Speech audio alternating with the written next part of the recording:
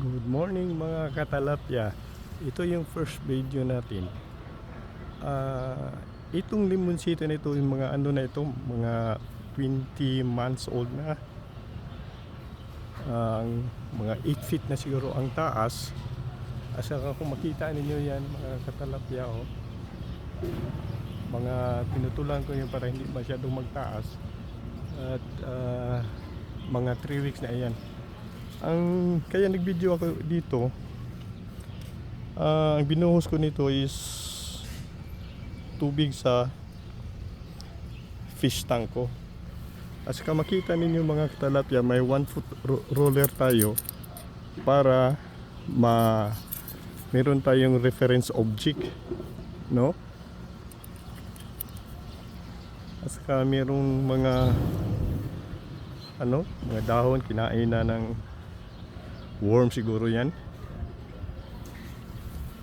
Ito mga na ito mga katalapya, mga 3 weeks itong binuhusan ko na ng tubig sa talapya.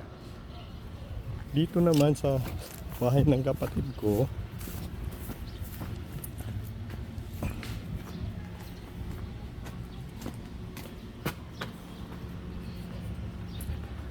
ito mga katalapya, ito yung rusal ng mama ko. Matanda na ito, matagal na ito tinanim ng mama ko, pero makikita ninyo may pagka yellowish ang dahon niya, no? Binuhusan ko ito ng tubig sa talapya mga 1 month na ito. At saka makita mo dito, after a month, meron ako nakitang ko pala ito, lagay natin yung reference object natin. Nakita ninyo mga katalapya, oh. Parang bulaklak ito. Sa makita ninyo yung mga dahon niya medyo green na. Mga yellow yung mga dating Saka meron nang lumabas na mga At saka makikita ninyo dito katalapya, tinanim ito ng mama ko. Sabay-sabay, pero dito mas green siya, no? Kasi may sunlight siya. Ang sunlight galing doon. Yun, kunti lang ang sunlight niya. Limited sunlight siya. Sa makikita niyo mo dito katalapya, oh, meron ng flower ito, oh. Rosal ito. Oh, meron na, oh. 1 month ito, binuhusan ko ng tubig. Ito naman katalapya, ginamitan ko rin ito ng tubig ng fish tank ko. Pero noon, lagay natin itong reference object natin mga katalapya. Makikita ninyo mga katalapya, noon, kita mo yan, oh. Ito. Anong nangyari nito? Hindi mag-bloom ang flower niya. Pagay nito, namatay siya. Pero mga 1 month na rin ito lang binuhusan ko ng tubig sa talapya. Kikita mo, oh, may flower na, oh. Ito, oh, nabuka. Oh, ito, meron, oh. 1 month na rin ito.